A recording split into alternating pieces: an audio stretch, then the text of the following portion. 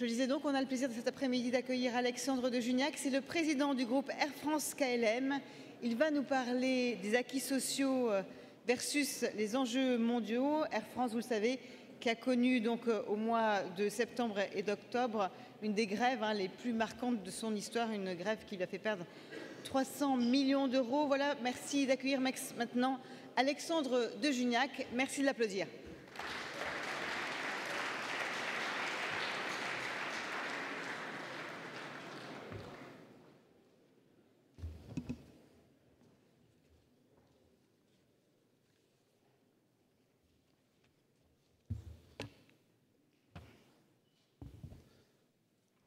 Bien, mesdames, messieurs, merci beaucoup d'être venus après ce qui paraît être un excellent déjeuner, ce qui me met dans une position difficile, surtout en plus après le brillant échantillon que nous avons eu ce matin. J'ai un peu l'impression de passer comme le chanteur qui fait la suite des Stones. Vous voyez, c'est un peu difficile pour moi, mais je vais essayer de faire de mon mieux.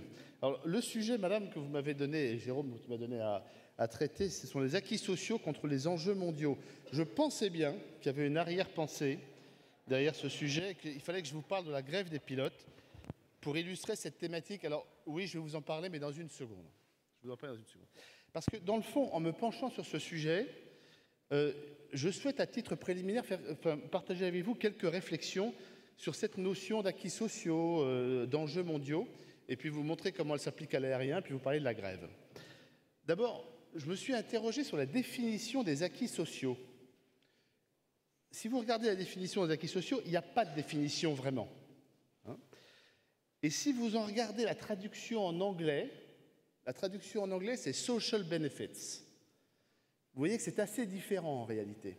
Et les deux différences que je vois par rapport à la traduction anglaise, c'est que chez nous, les acquis sociaux ont deux caractéristiques. Ils sont intangibles et irréversibles. Intangible, surtout on n'y touche pas. Irréversible, surtout on ne revient pas en arrière, espèce de seuil, et puis après on monte, etc. Quand on regarde encore de manière un peu plus précise, on s'aperçoit que les acquis sociaux, c'est quelque chose de très très flou. Donc c'est une notion très très imprécise en fait. Ça comprend beaucoup de choses. Et on peut y mettre les 35 heures, l'âge de la retraite, l'interdiction ou la limitation du travail des enfants. Enfin, vous pouvez y mettre un nombre de choses considérables. Et dans le fond, on se rend compte que c'est quelque chose de très hétérogène et de très très flou. Alors, l'autre terme de mon sujet, qui sont les enjeux mondiaux, alors ça aussi c'est assez large, il faut bien le dire. Quand on y pense, il n'y a pas que la compétition économique, je pense que vous en avez traité ce matin. Bien sûr, il y a la compétition économique. Et dans le secteur aérien, nous subissons une compétition économique qui est monstrueuse, quand vous y réfléchissez. Parce que dans le fond, et qui est extrêmement centrée sur la notion d'acquis sociaux ou sur la notion de social. Pourquoi ? Parce que dans nos coûts, nous maîtrisons moins de la moitié de nos coûts. L'autre moitié, c'est le fuel. Donc bon, je regarde tous les matins le prix du Brent, qui est une donnée sur laquelle j'ai zéro pouvoir. Après, j'ai des redevances aériennes, aéroportuaires. Il y a mon ami, je suis le premier client de mon ami Augustin. Voilà. Donc voilà. Il y a un certain nombre de coûts. J'utilise les mêmes avions que les autres, dans le fond. J'ai des Boeing, des Airbus, comme tout le monde, en gros. Et le principal coût sur lequel je peux agir, en fait, c'est le coût du travail chez moi. C'est le coût du travail. Donc, vous voyez bien, je me bats statuts sociaux contre statuts sociaux face à Qatar, face à Singapore Airlines, dont l'ambassadeur est là. Voilà. Face à Emirates ou face à China Eastern. Donc pour moi, c'est absolument clé ce qui se passe dans mon coût du travail. Mais vous voyez bien qu'il n'y a pas que la compétition économique dans les enjeux mondiaux, il y a la technologie. Quand vous y réfléchissez 2 minutes, la durée du travail qui, paraît-il, est un acquis social, paraît-il. Quand vous y réfléchissez, qu'est-ce que ça veut dire que la durée du travail pour un ingénieur qui a un smartphone ou une tablette chez lui ? Absolument rien. D'ailleurs, nos ingénieurs, nos cadres, d'ailleurs, et même pas que nos cadres, travaillent chez eux. Alors, on peut juger ça très bien, très mal, mais la durée du travail, qu'est-ce que ça veut dire pour une population? Est-ce que c'est un acquis social, en fait? Pas sûr. Autre élément, l'évolution des mœurs, par exemple. Je me suis penché sur la réglementation du travail des enfants, qui est un acquis social. Alors vous savez que les premières réglementations, elles datent de 1840. Hein. Il fallait avoir au moins 8 ans dans des entreprises qui comptaient au moins 20 employés. Quand on avait moins de 20 employés, on pouvait travailler à moins de 8 ans. Puis ensuite, c'est monté à 12 ans, puis ensuite, c'est monté à 16 ans. Etc. Donc c'est assez intéressant. Progressivement, ça a évolué. Ça veut dire quoi? Ça veut dire que même la notion d'enfant a évolué. Hein, c'est quoi l'âge d'un enfant de nos jours? Est-ce que c'est 16, c'est 18 ans, c'est 20 ans, c'est 22 ans? On pense à donner le droit de vote à des enfants qui ont 16 ans. Enfin, est-ce que ce sont des enfants? Je ne sais plus. Est-ce qu'il faut les faire travailler? Pas travailler? Pas sûr. Pardon, vous m'entendez? Vous m'entendez? Le message à droite? Vous m'entendez là? Pardon. Oui, donc on pense à donner le droit de vote à des enfants de 16 ans. Est-ce qu'il faut leur donner? Est-ce que ce sont des enfants? Est-ce qu'on les fait travailler à quel âge en fait? Vous voyez, c'est un sujet pas évident. Alors, je ne vous parlerai pas de l'âge de la retraite, acquis social, 65, 60, 62. Avec l'allongement de la vie, est-ce que ça a un sens, cet acquis social? Dit autrement, à l'aune de ces constatations, quand vous y réfléchissez, avec l'évolution des enjeux mondiaux qui sont économiques, qui sont sociaux, qui sont sociétaux, qui sont technologiques, tout ce que vous voulez, les acquis sociaux, ça ne peut qu'évoluer. Ça n'est pas une notion figée. Ça, c'est pas du tout français. Ou ce n'est pas dans l'acception française de la notion d'acquis sociaux, dans cette notion d'irréversibilité et d'intangibilité. D'autre part, les acquis sociaux, quand vous y réfléchissez aussi, et moi je le vis dans l'aérien, c'est souvent une manière de protéger les, pardon de ce terme barbare, mais qui est un terme anglo-saxon, les insiders. Les acquis sociaux, c'est pour ceux qui sont dedans. Alors ceux qui sont dehors, on s'en fout, mais complètement. Mais non, mais ils ne sont pas inclus.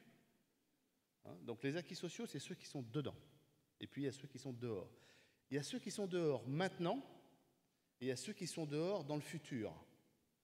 Hein, il y a beaucoup d'acquis sociaux qu'on défend au mépris des générations suivantes. Qu'est-ce que c'est qu'un système de retraite non financé pour nos enfants? C'est juste une escroquerie, hein, quand on y réfléchit 2 secondes. Et puis, le troisième élément, donc ces acquis sociaux peuvent évoluer. À quoi servent-ils? À qui servent-ils? Troisième élément, quelles sont les limites qu'on peut mettre à cette évolution des acquis sociaux? Moi, je crois que, je n'ai pas de leçon, rien, aucune leçon à donner, c'est un peu un compromis entre là où nous voulons vivre, ou ce que nous voulons vivre, ce que nous pensons de vivable, et ce que nous pouvons assumer. Ça, c'est difficile. Alors, dans l'aérien, ça veut dire quoi? Je vais vous donner cet exemple parce qu'il est assez illustratif. Donc, dans l'aérien, je vous rappelle, compétition mondiale, nous avons 2 grands compétiteurs. Par le haut, les compagnies du Golfe, voilà des gens qui arrivent avec prestations plutôt de qualité, des prix en dessous des nôtres. Mais, comme me le disait mon homologue de Qatar Airways hier, à propos de la grève que j'ai eu à subir, il m'a dit Monsieur de Juniac, chez nous, c'est juste pas possible, on les aurait tous envoyés en prison. Je dis pas chez nous. Pas chez nous. Non mais Donc vous voyez, une concurrence qui rend les choses un peu compliquées hein, pour nous, face à des gens qui n'ont pas les mêmes droits ou les mêmes acquis sociaux, disons-le comme ça. Et puis de l'autre côté, alors quelque chose de complètement différent, c'est les low cost qui arrivent par le bas du marché. Hein. Ils ont pris la moitié du marché européen, 45% du marché européen. Quand je suis rentré chez Air France, hein, il y a 6 ans, ils en avaient 39. Et j'ai retrouvé dans nos archives des études très savantes que d'aucuns connaissent, que je reconnais dans l'assistance, qui montraient qu'il y avait une asymptote mathématique, il y avait un modèle d'enfer, on montrait ça, qui montrait que les low cost ne dépasseraient pas 25% du marché. C'était mathématiquement prouvé. Ils sont à 45, 6 ans plus tard. L'étude date de 2007-2008 à peu près. Donc, et alors là, chez les low cost, c'est autre chose. Hein. Ils ont d'abord agi, disons, à la limite du droit, notamment du droit social. Il y en a un qui est toujours très proche de la ligne jaune, mais pas tous. Notre concurrent Orange se conforme au droit social, mais surtout, ils ont complètement renouvelé le système. Ils fonctionnent différemment.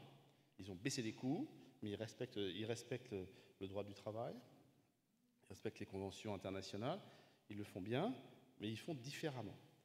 Donc, ça m'a amené à me dire, dans l'aérien, qu'est-ce qu'il faut faire en fait? Comment est-ce qu'on peut expliquer ça à une compagnie qui, comme Air France, a probablement parmi les coûts de personnel les plus élevés? On est en train de le comparer nos principaux concurrents. Et avec KLM, on est toujours numéro 1 ou numéro 2 des plus chers. Il y a parfois les Américains. Ils ont un syndicat qui s'appelle l'US ALPA, c'est les pilotes américains, qui est assez bien organisé, il faut bien le dire. Il y a parfois les Allemands, la Luft.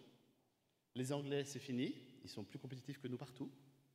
Alors, je ne parle même pas des low cost ou des compagnies du Golfe. Là, l'écart est énorme. Mais pour nous, l'écart, c'est en moyenne entre 20 et 40% de compétitivité. Entre 20 et 40%. Vous voyez qu'il va falloir réfléchir à remodeler un petit peu la notion d'acquis social.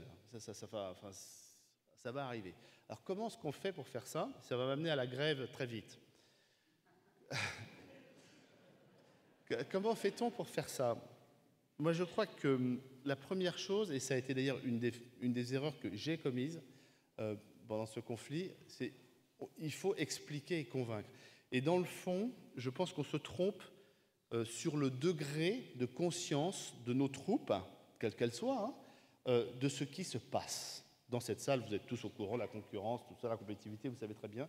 Ne pensez pas que les gens sont vraiment, que dans l'ensemble de nos troupes, ils savent un peu, ils ont un peu cette conscience, mais ils ne savent pas combien, quelle est l'ampleur de l'écart.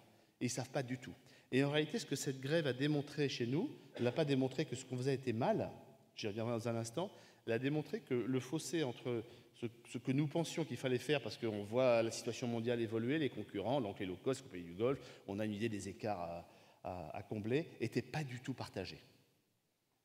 Non pas que c'était nié, ça n'était pas connu. Donc ça, c'est vraiment un point, il faut investir tous, là, si on est convaincu qu'on fait bien, sur la conviction et l'explication. Alors dans ce conflit, il illustre parfaitement là, cet écart entre les enjeux mondiaux et les acquis sociaux.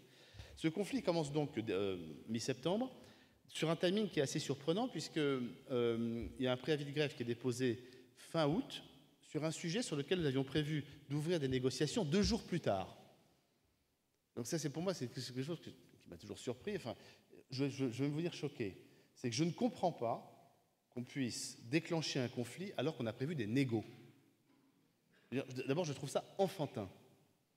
Si la négociation rate, qu'on fasse un conflit, je peux le comprendre. Mais qu'on ne laisse même pas le temps à la négociation de se produire, je trouve ça assez incompréhensible. Alors on m'a expliqué, c'est parce que ouais, tu n'as rien compris, en fait, c'est pour négocier sous la pression. Ouais, enfin, je trouve pas ça très malin, en fait. Et d'ailleurs, ça n'a pas marché. Donc c'est que probablement ce sujet est loin. Deuxièmement, deuxième élément de surprise, les revendications du préavis de grève étaient très surprenantes. Il y avait 2 revendications, je passe, c'est un peu technique, mais qui ont été satisfaites tout de suite parce qu'elles ne posaient pas de difficulté. D'ailleurs, on était en négociation dessus. La troisième, vous vous souvenez, on voulait faire une low cost. Vous vous rappelez, une low cost en France, ça s'appelle Transavia. Je vous conseille de la prendre, elle est très bien. Donc voilà, je vous vendrai des billets à la sortie pour ceux qui veulent, pour aller à peu près partout en Europe et dans le bassin méditerranéen. Et la revendication du syndicat des pilotes de ligne était étonnante, parce qu'elle voulait qu'on applique les conditions Air France à notre low cost Transavia. Et ça, il y a une chose c'est une question que je leur ai posée à maintes reprises. Pourquoi vous accrochez-vous à une revendication qui, même pour l'homme de la rue, qui n'est pas un spécialiste du transport aérien, peut être un génie de la compagnie aérienne, pour voir que ça n'a pas marché, quoi. Les conditions Air France à une low cost, intuitivement, on sent que non. Alors, deuxième sujet de surprise. Deuxième sujet de surprise, c'est pourquoi s'accroche-t-on à une revendication dont l'acceptabilité économique est très très faible, dont la légitimité est faible. Pour moi, c'est un mystère.